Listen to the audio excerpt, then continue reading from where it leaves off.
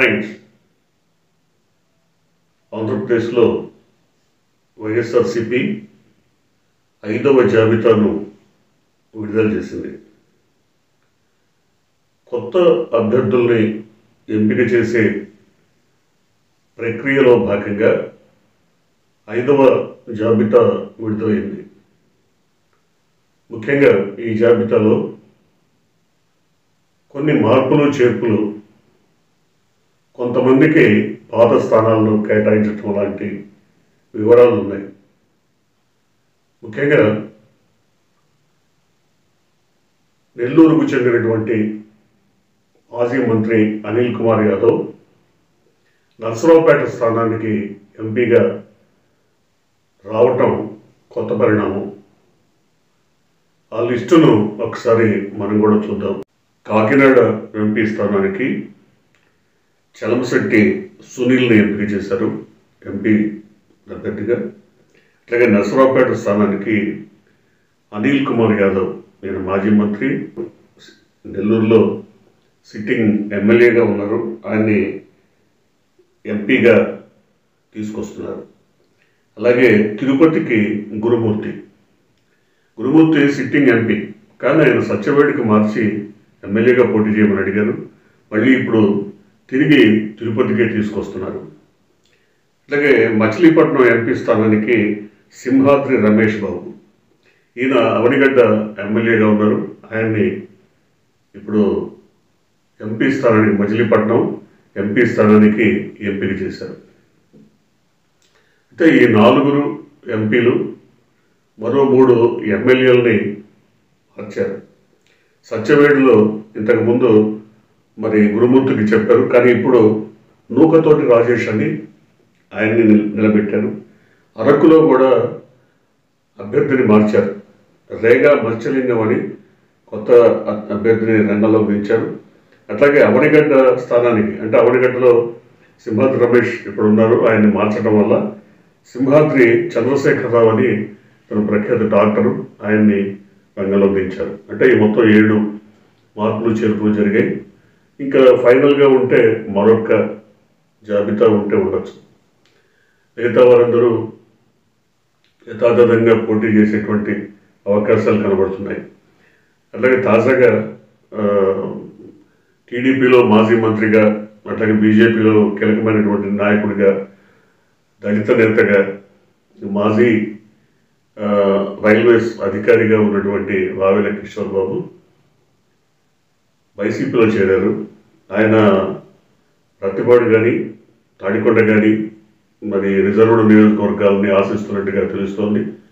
మార్పులు చేర్పులు ఒకవేళ చివరి జాబితాలో ఏదైనా చేయాల్సి వస్తే ఇలాంటి వారికి కూడా అవకాశం ఇచ్చేటువంటి పరిస్థితి కనబడుతోంది. చూడాలి. ఇప్పటికైతే ప్రకటించినంత వరకు మార్పులు చేర్పులు అన్నీ కూడా దాదాపుగా ఒక గురుమూర్తి విషయంలో 1-2 స్థానాల విషయంలో తప్ప మిగతావన్నీ కూడా యథావిధిగా కొనసాగుతున్నాయి. అయితే ఇప్పటి వరకు ఏ విషయాన్ని, అంటే పొత్తుల విషయంలో క్లారిటీ లేక, లేదా అభ్యర్థుల విషయంలో స్పష్టత లేక, ఇంతవరకు కూడా ఒక అయోమయంలో ఉన్నటువంటి టీడీపీ శ్రేణులు కానీ, జనసేన శ్రేణులు కానీ ఎలాంటి అభ్యర్థులను రంగంలోకి దించబోతున్నాయి, ఎన్ని స్థానాల్లో దించబోతున్నాయి, ఎవరెవరు రంగంలో ఉండేటువంటి అవకాశం ఉంది, మరి వారికి అభ్యర్థిత్వం తెలిస్తే వారు ఇప్పటి నుంచే ఇంటింటికి తిరిగి ప్రచారం చేసుకునేటువంటి అవకాశం ఉంది. కానీ ఆ పరిస్థితి లేదు, కనబట్టలేదు. అందువల్ల ఏం జరగబోతుంది, ఎవరు అభ్యర్థిగా ఉండబోతున్నారన్న విషయంలో అటు కేడర్కి కానీ, ఇటు నాయకులకు కానీ స్పష్టత లేకపోవడం వల్ల చాలా అయోమయం వారి మధ్య నెలకొంది. అయితే ఇది జనసేనకు కొత్త ఉండొచ్చు. జనసేనకు ఈ రకమైన పరిణామాలు, ఈ రకమైన రాజకీయ వాతావరణం కొత్త ఉండొచ్చు. కానీ టీడీపీ ఆడే గేమ్ ప్లాన్లో భాగంగా టీడీపీ ఈ రకమైనటువంటి గేమ్స్ ఎప్పుడూ ఆడుతూనే ఉంటుంది. పొత్తులోకి ఎవరిని పిలిచినా చివరి క్షణం వరకు తేల్చకపోవటం, చివరి క్షణంలో హడావుడిగా ప్రకటించడం, ప్రకటించి అందున కొంతమందిని తమ అభ్యర్థుల్ని అవతలికి పంపి జనసేన అభ్యర్థులుగా రంగంలోకి దించాలని కోరటం, లేదా ఫ్రెండ్లీ కాంటెస్ట్ అనే పేరుతో టీడీపీ అభ్యర్థుల్ని కూడా బీఫామ్ ఇచ్చి జనసేన నిలబడ్డ క్యాండిడేట్స్కి వ్యతిరేకంగా అభ్యర్థుల్ని పోటీకి నిలపడం, ఇవన్నీ చేస్తుంది. అంటే గతంలో అనేక ఉదంతాలు ఇలాంటివి చాలా ఉన్నాయి. అందువల్ల టీడీపీ గేమ్ ప్లాన్ జనసేనకి లేదా జనసేన అధినేతకి కొత్త కావచ్చు, కానీ ఆంధ్రప్రదేశ్ ఓటర్లకి, ప్రజానీకానికి, నాయకులకి, శ్రేణులకి అందరికీ చంద్రబాబు చేసేటువంటి ఎత్తుగడలు, కుట్ర రాజకీయాలు, కుటిల రాజకీయాలు చిరపరిచితమే. అవన్నీ అందరికీ తెలిసినటువంటివి. ఇప్పుడు జరగబోయేది ఏంటి? ముఖ్యంగా కూటమి పేరుతో లేదా పొత్తుల పేరుతో ఎవరెవరు రంగంలోకి రాబోతున్నారు? ఇంతవరకు తేలనటువంటి బీజేపీ పరిస్థితి ఏంటి? బీజేపీ ఈ కూటమిలో కలుస్తుందా, కలవదా? ఇది $1 మిలియన్ ప్రశ్నగా ఉంది. కానీ బీజేపీ హైకమాండ్ ఏదైతే ఉందో వాళ్ళు టీడీపీకి దూరంగానే ఉండాలి, ఒంటరిగానే పోటీ చేయాలని వ్యూహం కాకుండా స్పష్టమైనటువంటి వైఖరితో, అంటే 2029 ఎన్నికల నాటికి రాష్ట్రంలో ద్వితీయ ప్రత్యామ్నాయంగా ఎదగటం కోసం టీడీపీని కనుమరుగు చేయాలి, భూస్థాపితం చేయాలి, శాశ్వతంగా ఓటర్ల మనసుల్లోంచి కూడా తొలగించేస్తే ఆ స్థానంలో బీజేపీ ఎదగాలి, 29 నాటికి బలమైనటువంటి రాజకీయ ప్రత్యామ్నాయంగా మారాలి అని భావిస్తున్నట్టుగా తెలుస్తోంది. ఆ మేరకు ఇప్పటి నుంచే కృషి చేయాలన్న భావనలో ఉన్నట్టు, అందువల్ల టీడీపీతో జత కలిసేటువంటి అవకాశం లేదని చెప్తున్నారు. చూడాలి. ఎందుకంటే ఇదే కనుక నిజమైతే టీడీపీ నిజంగా కష్టాల్లో పడ్డట్టే. ఎందుకంటే బీజేపీ కూడా తమ పోటీ చేసే ప్రాంతాల్లో కాకుండా మిగిలిన చోట్ల గతంలో కూడా వైసీపీని బలపరిచినట్టుగా చెప్పారు.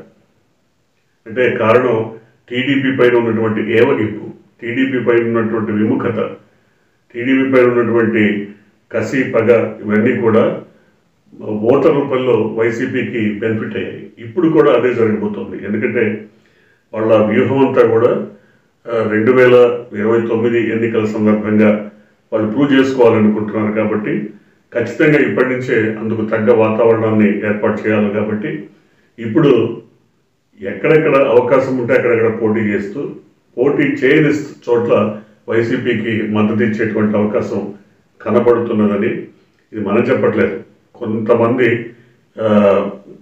బీజేపీ వర్గాలే తెలియజేస్తున్నటువంటి మాట. ఎందుకంటే టీడీపీకి బీజేపీకి మధ్య పొత్తు పొసగదు, పొసిగినా కూడా గతంలో ఉన్నటువంటి అనుభవాలు రీత్యా మళ్ళీ అటువంటి అనుభవాలు ఎదుర్కోవడానికి బీజేపీ సిద్ధంగా లేదు. అయితే ఎటు చూసినా కూడా ఒకవేళ బీజేపీ కలవకపోతే కాంగ్రెస్తో టీడీపీ చేతులు కలుపుతుందా? కాంగ్రెస్, జనసేన, టీడీపీ కలిసి పోటీకి దిగుతాయా? కానీ కాంగ్రెస్ని ఏవగించుకునేటువంటి పవన్ కళ్యాణ్, కాంగ్రెస్ని అసహించుకునేటువంటి పవన్ కళ్యాణ్, కాంగ్రెస్ అంటే ఒంటికల మీద లేచేటువంటి పవన్ కళ్యాణ్ మరి కాంగ్రెస్తో చదగడతారా? ఒకవేళ అదే కనుక జరిగితే ఇది పూర్తిగా అనైతిక పొత్తుగా, అనైతికమైనటువంటి రాజకీయ వ్యూహంగా జనం ముందు నిలబడాల్సి వస్తుంది ఖచ్చితంగా.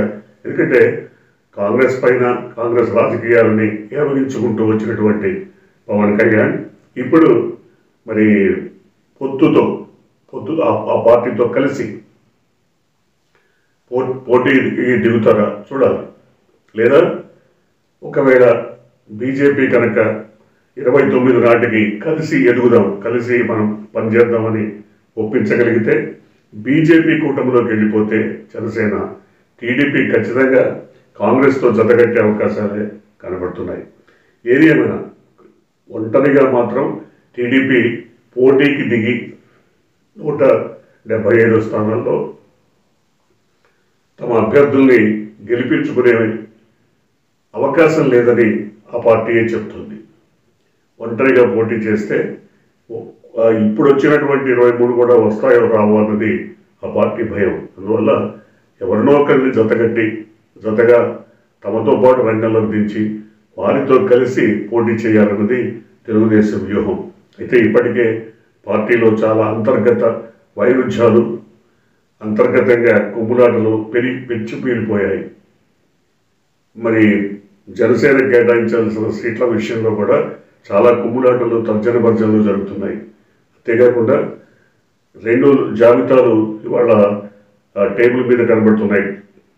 ఒకటి లోకేష్కు చెందినటువంటి జాబితా, 2 చంద్రబాబుకు సంబంధించినటువంటి జాబితా. ఈ రెండింటి మధ్య చాలా అంతర్గత ఘర్షణ జరుగుతోంది. ఈ విషయంలోనే మౌనంగా అంతర్గతంగా లోకేష్ పనిచేస్తున్నారని చెప్తున్నారు. బయటికి తెలియకుండా ఆల్ ఆఫ్ ఎ సడన్ ఆయన జాబితాను ప్రకటించేటువంటి అవకాశం కూడా కనబడుతోంది. చూద్దాం. ఇప్పటికైతే రాజకీయాలు ఆంధ్రప్రదేశ్లో రసవత్తరంగా మారి ఎవరికి అంతు చిక్కని విధంగా ముందుకు సాగుతున్నాయి. ముఖ్యంగా షర్మిల ఎంట్రీతో జగన్మోహన్ రెడ్డి కొంత ఇబ్బందిని ఫేస్ చేస్తున్నమాట వాస్తవం. ఆవిడ తన కుటుంబ విషయాలను బహిరంగ వేదికల మీద, బహిరంగ సభల్లోనూ ప్రస్తావించడం కొంత ఎబ్బెట్టుగాను, అసహ్యంగాను కనిపిస్తున్నప్పటికీ ఆమె తత్వం అది, ఆమె నిజం అది. ఆమె రాజకీయాలు మాట్లాడకుండా కుటుంబ ఘర్షణలు, కుటుంబ కలహాలు వాటన్నిటినీ కూడా వెల్లడించడం కొంత ఇబ్బందికరంగా మారిందని చెప్తున్నారు. ఈ మొత్తం నేపథ్యంలో సింగిల్గా ఇప్పటికి కూడా నిబ్బరంగా ఏకైక పార్టీగా పోటీ చేస్తున్నటువంటిది వైసీపీ ఒకటే. చూడాలి రాజకీయ రణరంగంలో ఏ రకమైన మార్పులు చేర్పులు జరగబోతాయో.